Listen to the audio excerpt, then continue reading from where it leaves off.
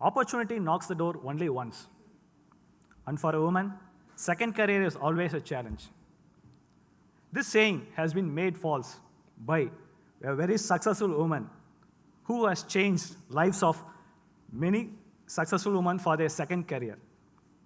She has been visionary of India's first career for women, AVTAR, Indian Women Professionals Interface Network, shortly called as AVTAR IWIN.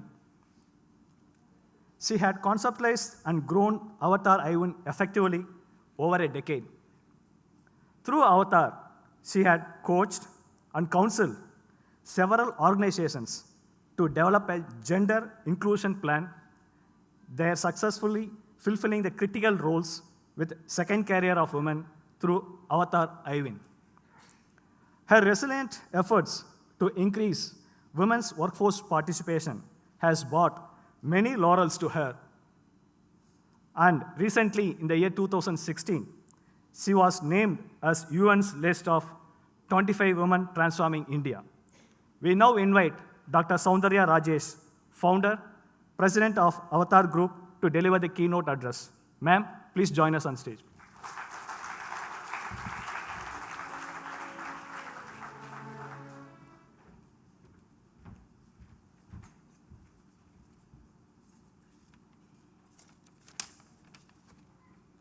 Good morning, everyone.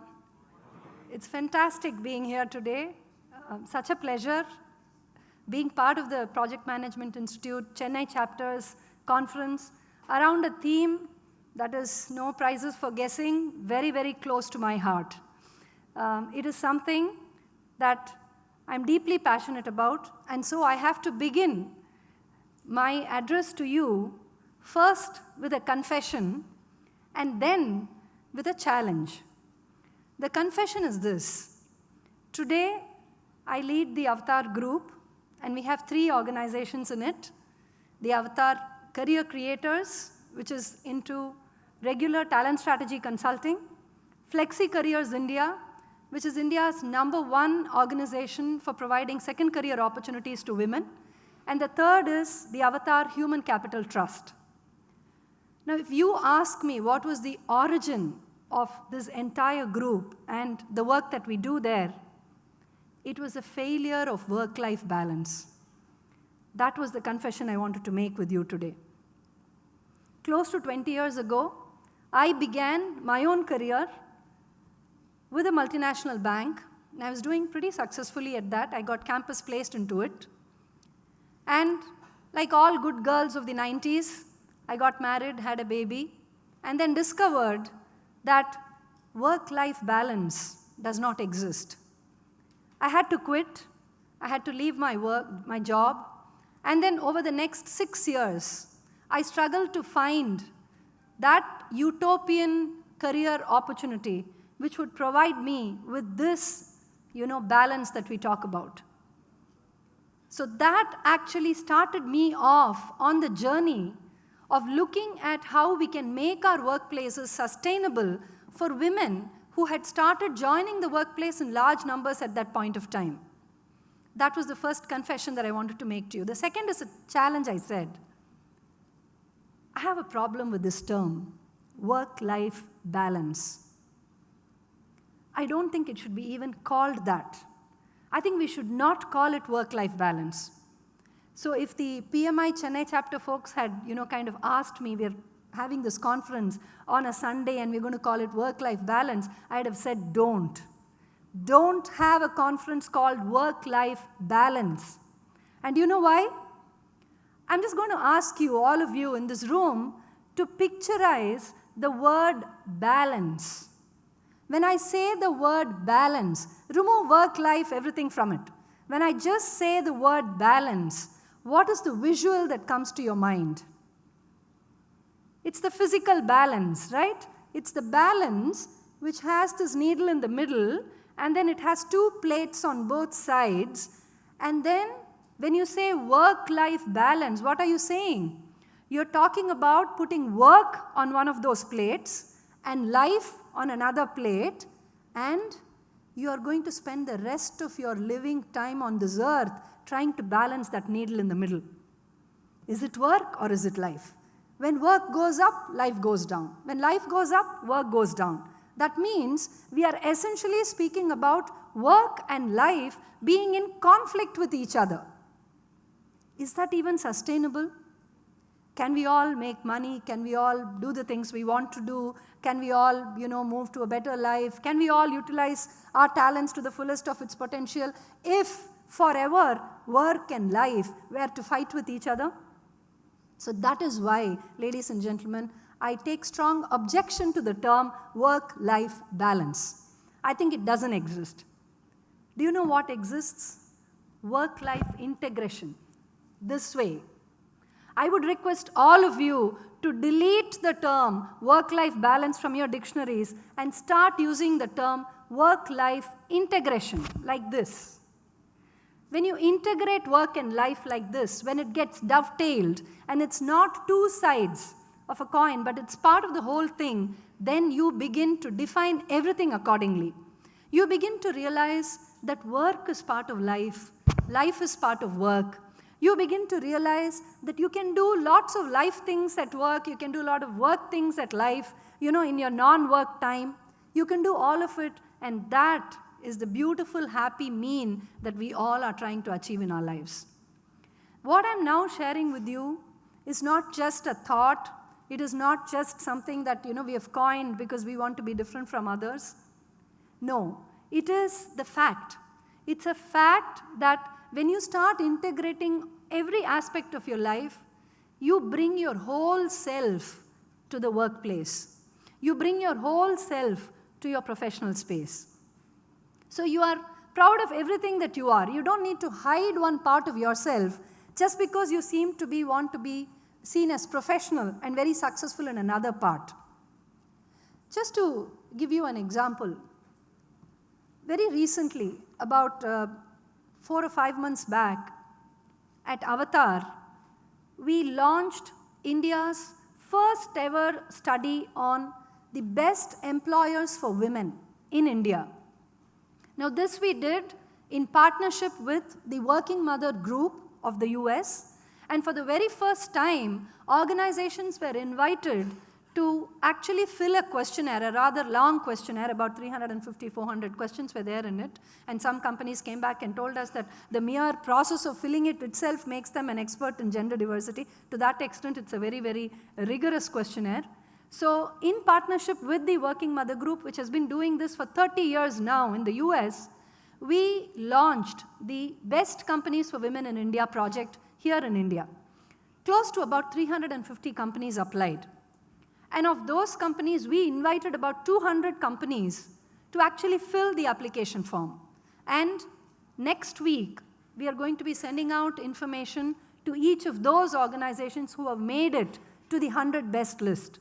And in November, in the first week of November, we will be announcing to the media and to everybody else who those 100 companies are which have made it to the list, to the 100 best employers for women in India list.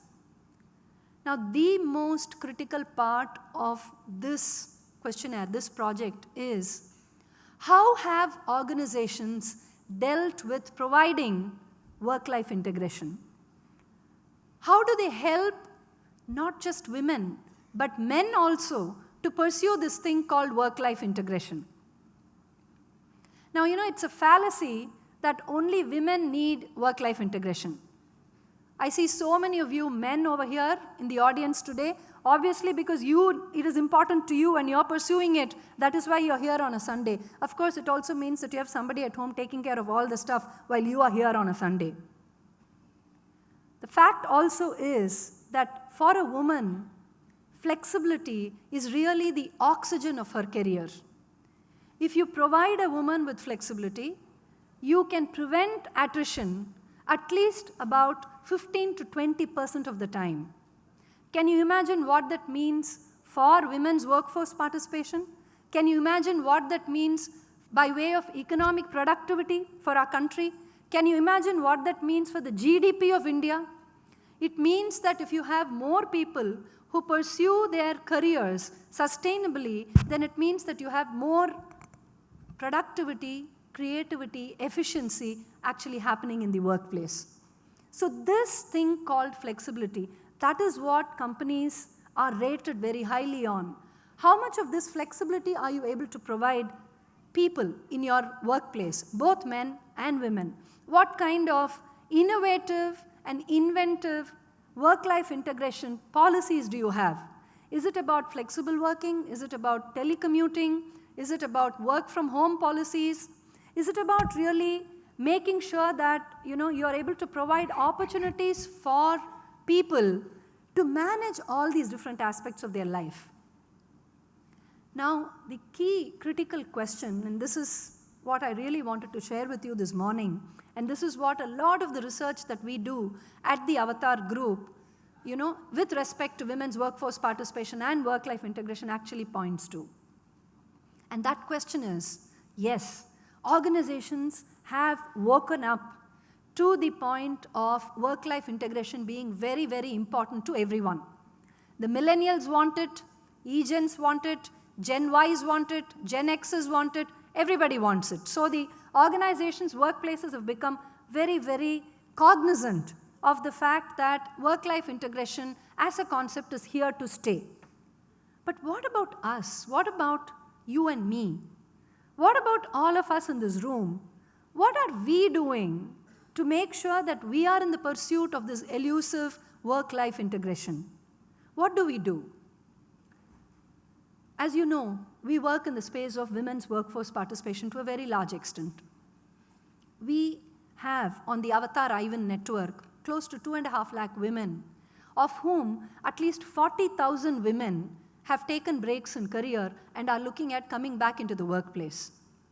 Every year we handle thousands upon thousands of mandates from organizations who are seeking to fill positions with women, second career women, everything. One of the things that really, makes us feel quite bad is when we hear the reasons why women took those breaks, why women were not able to see, were not able to find it sustainable to continue their careers. And a lot of it is around work-life integration. Can you believe if I told you that 48% of all women under the age of 30 take a break in career at least once due to work-life integration? So it's not just a problem that organizations can solve. It is a problem that every individual has to solve. And for this, I have 3 points that I thought I would make to you. The first point is this. Do you even know why you're working? Do we know why we get up in the morning, go there, do that, do whatever it is that we want to do? Do we know why we do it? Do we know what's the end goal for that? What is that destination that we are all running towards? If I were to ask you, what is that destination and how can you describe it, would you be able to describe it to me very clearly in rupee terms, in terms of your dreams and goals, in terms of what it would look like? What is that destination? Does it mean a lot of travel? Today, there is a trend among millennials that they do not buy or they are not interested in purchasing homes or cars. For those of us, who belong to the 90s or even the 2000s, you know that one of the big milestones of success in career is about buying that first home. It's about, buying your own car and, taking your family in that car for the first drive. Today, millennials are saying, we do not need that house. I will rent it. What's the big deal about owning property? What's the big deal about having a car? I'll take an Ola, I'll take an Uber. Instead, they are investing in experiences. They are investing in traveling. They are investing in going out and doing a bunch of things. They are investing in a lot of voluntary work. They are gaining experiences.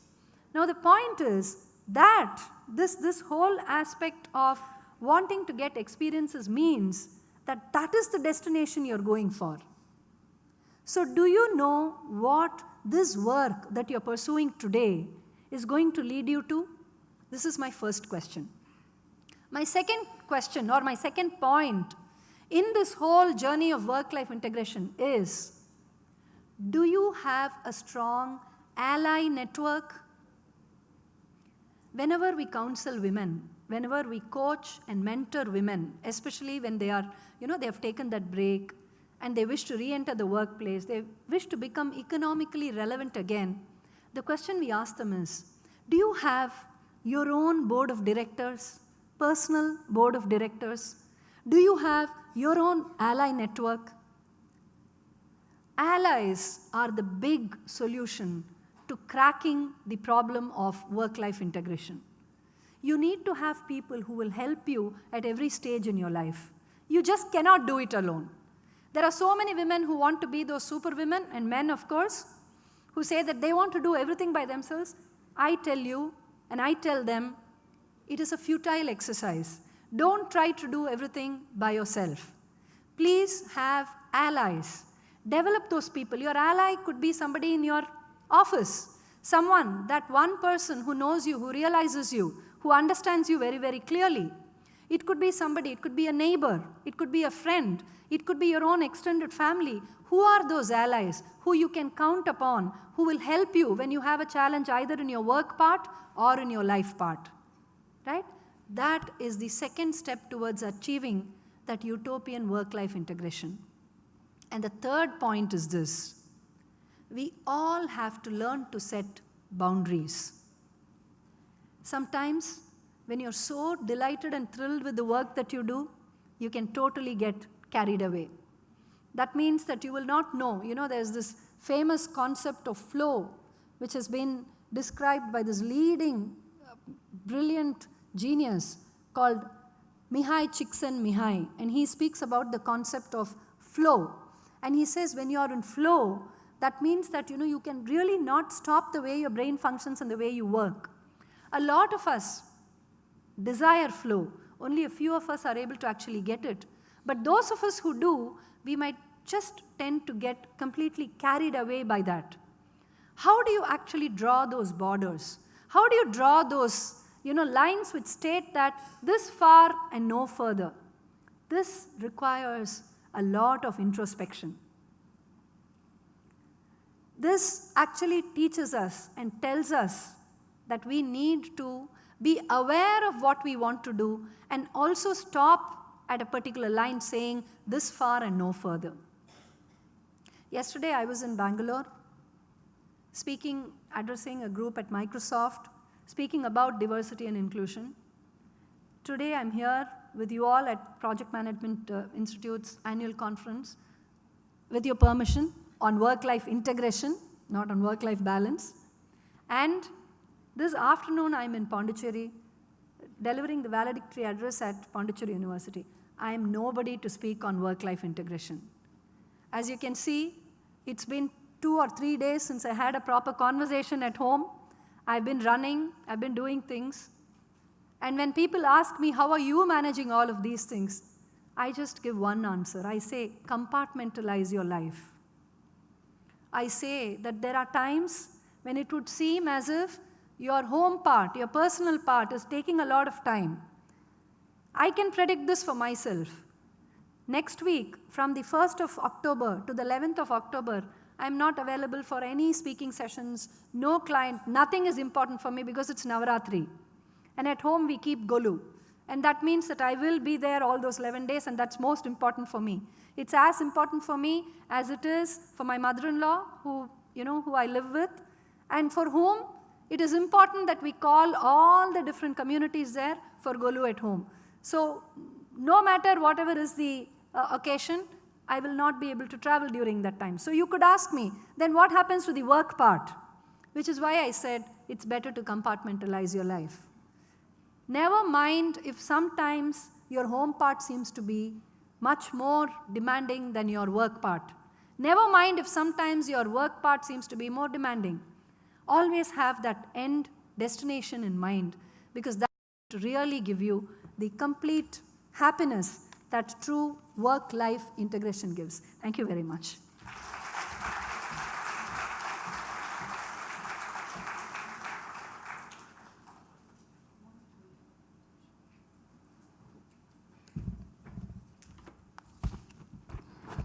Thank you, ma'am, for the inspirational speech.